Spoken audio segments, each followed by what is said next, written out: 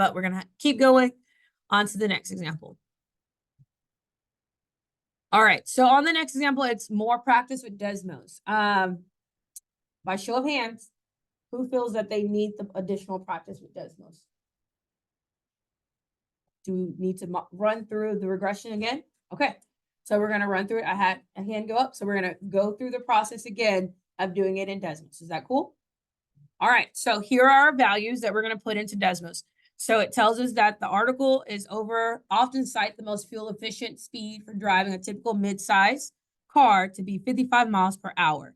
And so the data was selected. This is your speed. This is your mileage that's utilized, okay? We're going to create the scatter plot, and then we're going to figure out the regression model that best fits it using Desmos, okay? Cool? All right, so we're going to go to Desmos. We're going to start a new page. So start a new, you're going to click the 3 lines and just hit new graph.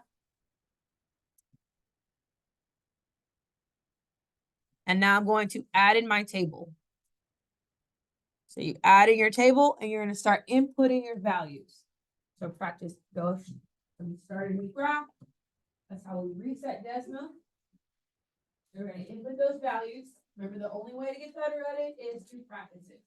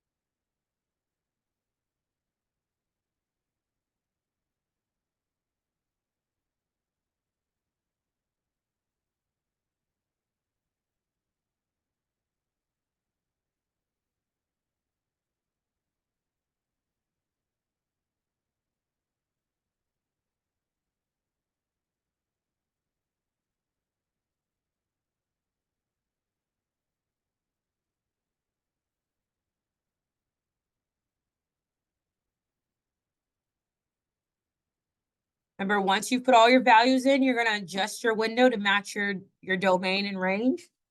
Well, not to match, but to give it enough insight so that you can see the values. I don't like zooming in and out, so I just kind of go straight to putting in the values. So I'm just going to put in 100, and I'm going to let it count by 5s because that's what it's doing already. And then over here, I'm going to put in 35. Looks like a good number to go to. And I'm going to also let it count by 5s.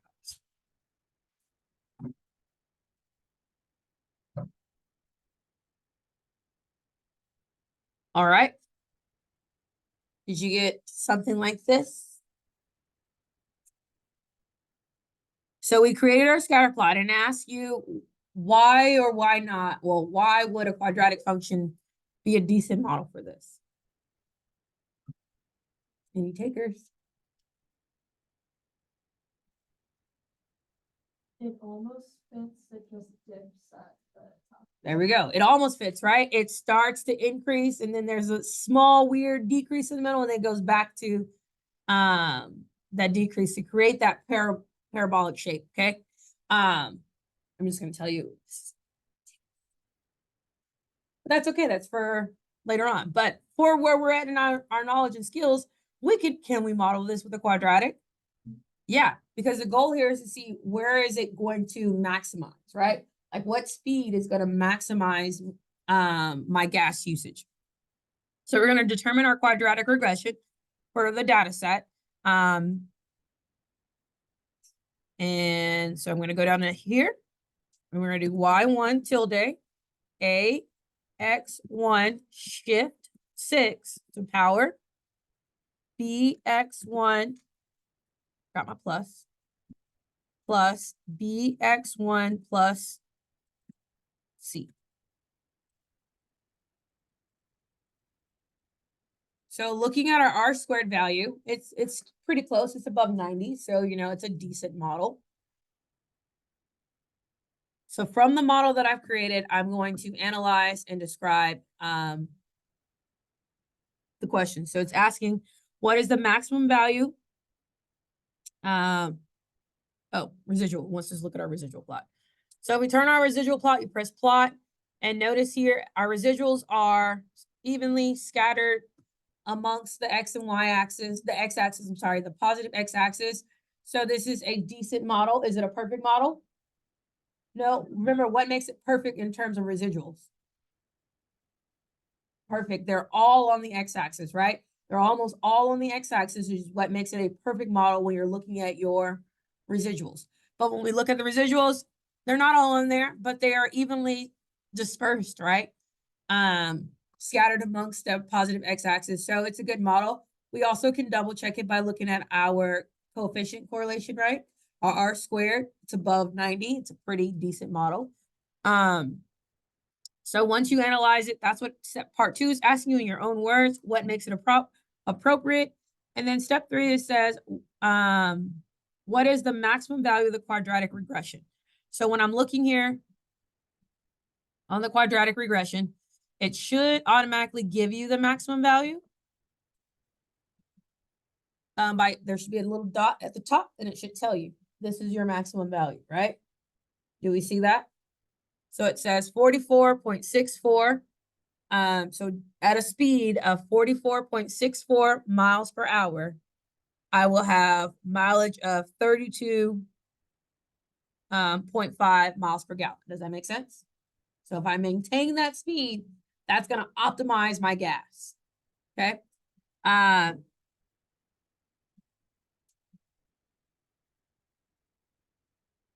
then that's where part 4 is going into. So using that information, yes. So if yours is a little different, that means that you possibly typed in 1 decimal or some number wrong on your table. If there's a slight difference, because the slightest change in your table will affect, or I did. Like I could have put in the wrong decimal or something, but I tried to be very mindful while doing it. So, okay, but how do we feel now? Feel a little more confident, tying everything together, checking the residuals, looking at the R squared, being able to find the maximum. If you wanted to find the maximum in terms of a problem, that's where you would use the Y1 tilde A parentheses X1 minus H parentheses shift 6 squared plus K. And there it'll automatically also tell you your H and your K, which would be your max or your min, your vertex, right? So notice that the H and K value matches the vertex value there. Okay. So there's multiple ways for us to kind of go by doing it. How we feel? Good. All right. So on your part C, I'm going to leave that for you to fill in. But part C is just additional practice of doing this. The only one that I really wanted to point out to you was with the years. If you're using Desmos, it'll work out fine to put in 2010, 2011, 2012. It won't be that big of a deal. Sometimes, however, using the TI-84, the numbers get too large for it. Desmos is on a computer, so it's a computer calculator, so it runs a little smoother, can take in a little more knowledge. But if you're doing this on the handheld, it would be a good idea to start. This is my 10, 11, 12, 13, 14, 15, 16, 17, 18, 19, 20. How many years from 2000? Does that make sense? So again, Desmos, cool. Type all that bad boy in, right? However, if you're using the TI-84 handheld, be mindful of when you're inputting large data, such as years, into the calculator. It can be a lot and may come back as an error. Got it? So essentially, the remaining part on part B, but part C are just additional practice for you to go through, practicing whether you're using Desmos, practicing whether it's Desmos or if you're choosing to use the handheld.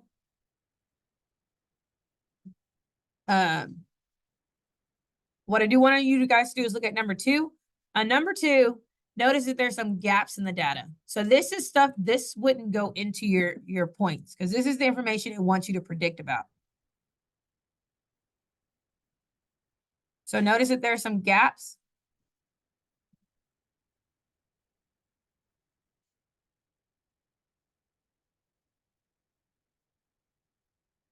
Okay. On here, it doesn't want you to plug those into the calculator. If it doesn't have X and Y, you wouldn't put those in your table. Does that make sense? If there isn't an X and Y, they do not go in the table. What they are points that you have to go back and figure out once you found your quadratic regression, your regression model. So when X equals 27, what is Y? When Y equals 30, what is X? Does that make sense? Do y'all want to run through 2 together, or do you feel pretty confident in trying to do it on your own?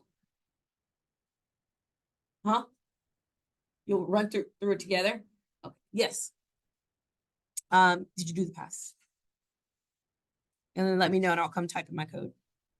All right, so on to, we can run through it I'm gonna go kind of quick, so you better keep up, because at this point, I feel like you should have some of the skills down. So I'm gonna start